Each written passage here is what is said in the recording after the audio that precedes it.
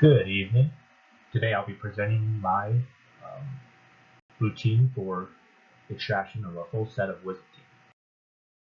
In the beginning of the day, I have a team huddle with my coworkers where I will be reviewing the case, talking to them about any type of special needs that I might have in terms of material, instruments, or equipment.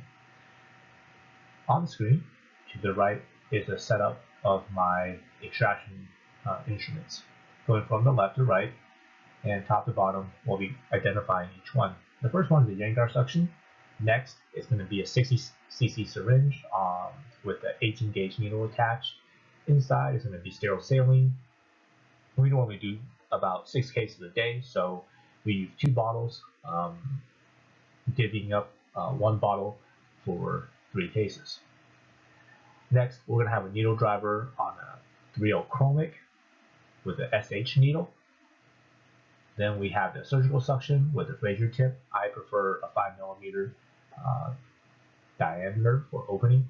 Next is a Dean scissor and a 150 forceps, hemostat, Russian forceps, a blade handle with 2 15 blades, dental aspirating syringe with a 27 gauge long needle, 5 lidocaine and 2 marking.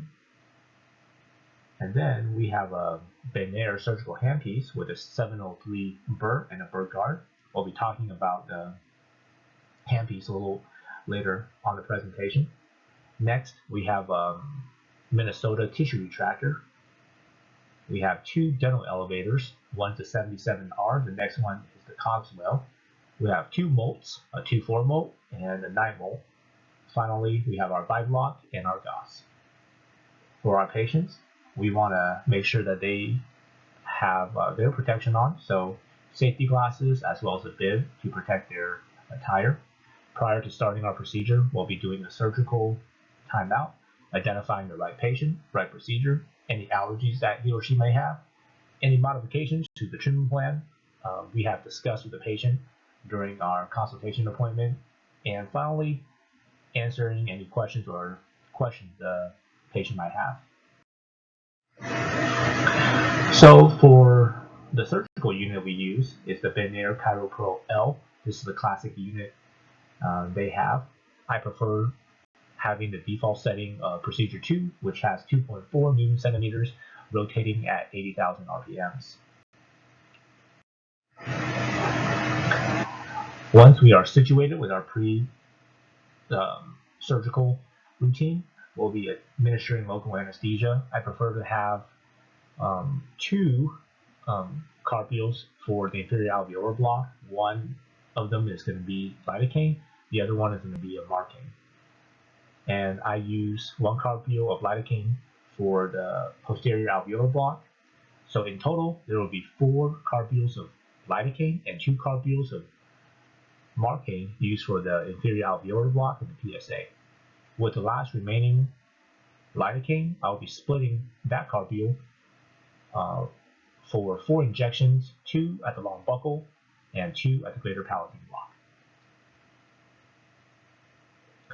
Most times, I'll have the patient sit for about 3 to 5 minutes in an upright position and then testing out the injection sites prior to starting the procedure to make sure the patient is adequately.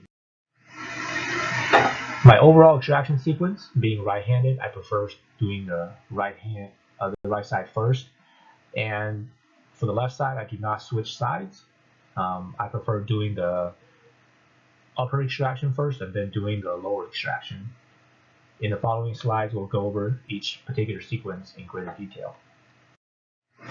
For my incision, I prefer to have a fresh blade for each side, starting at the external oblique, specifically the distal hockey stick incision, making sure I go from the external oblique ridge to the distal aspect of the second molar. This area is particularly tough because of tenacious tissue. I will be holding the blade handle with the blade towards me, turning the blade anteriorly, extending over the distal buccal line angle into the sulcus. Next, I'll be turning the blade handle around, incising the mesial papilla of the second molar and connecting the sulcus incision. Next, I'll be turning my attention to number 1, where I'll be doing the straight distal incision from the tuberosity to the distal aspect of the second molar, about 1 centimeter in length. Again, going over the distal buccal line angle, extending to the sulcus, turning the blade handle around, incising the mesial papilla, and connecting the sulcus incisions.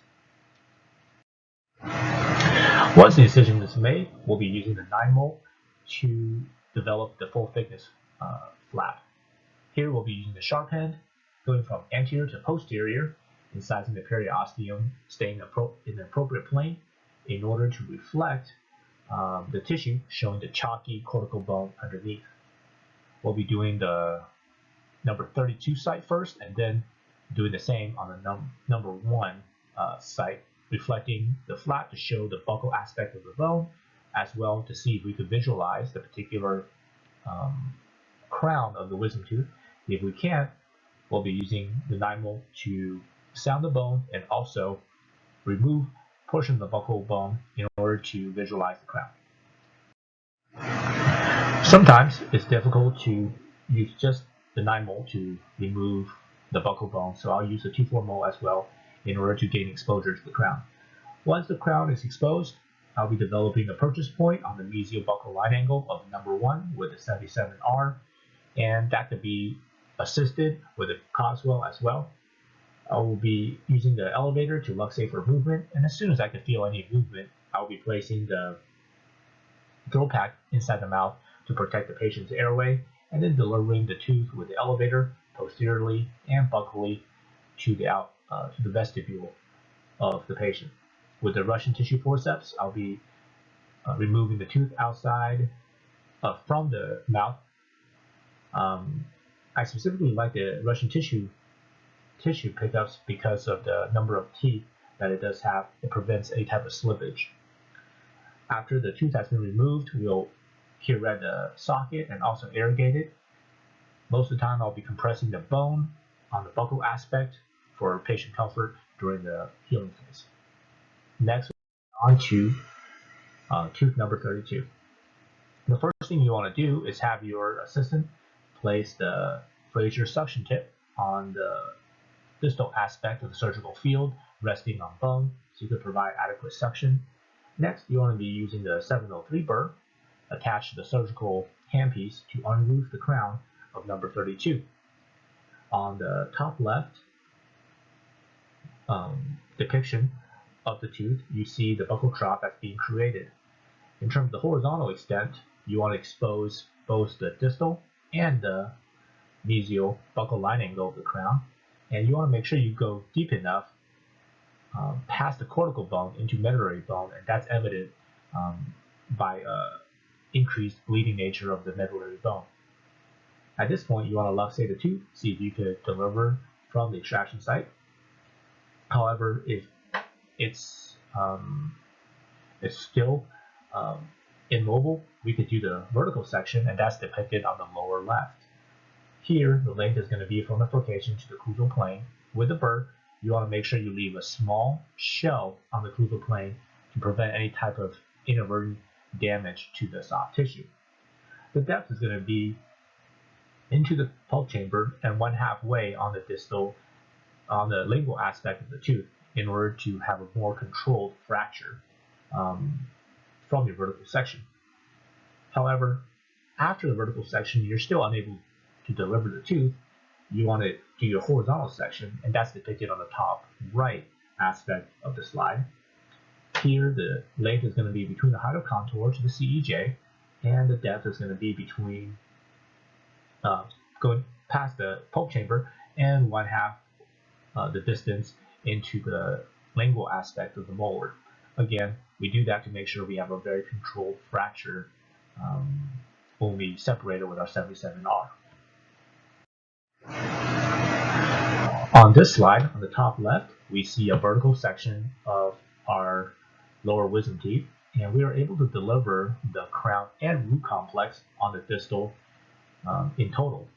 After that, we were able to deliver the mesial aspect of the crown and root structure together.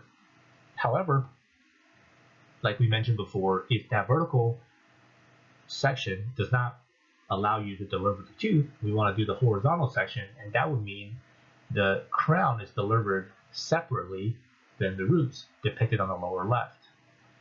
After the crown has been delivered, on the top right of the slide shows sectioning of the roots into a mesial and distal component, having the distal aspect delivered first, giving enough space for the mesial aspect to be turned upward and delivered from the extraction site.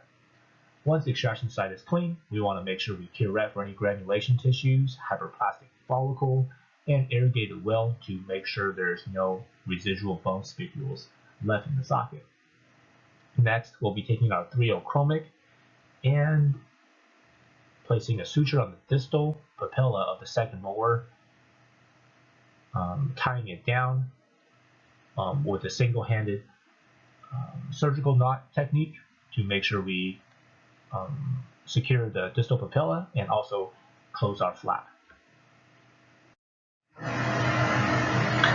Once we're done with the lower teeth, we will be switching the bite block and repeat the same sequence on the left side. So this is my method of extracting a full-sided wisdom teeth. As with any method, the key to long-term success is practice.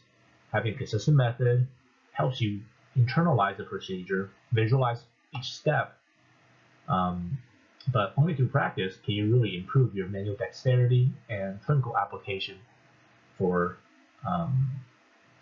both efficiency and also success with your extractions. So in conclusion, I hope this presentation can help you incorporate this extraction method into your practice and better serve your patients.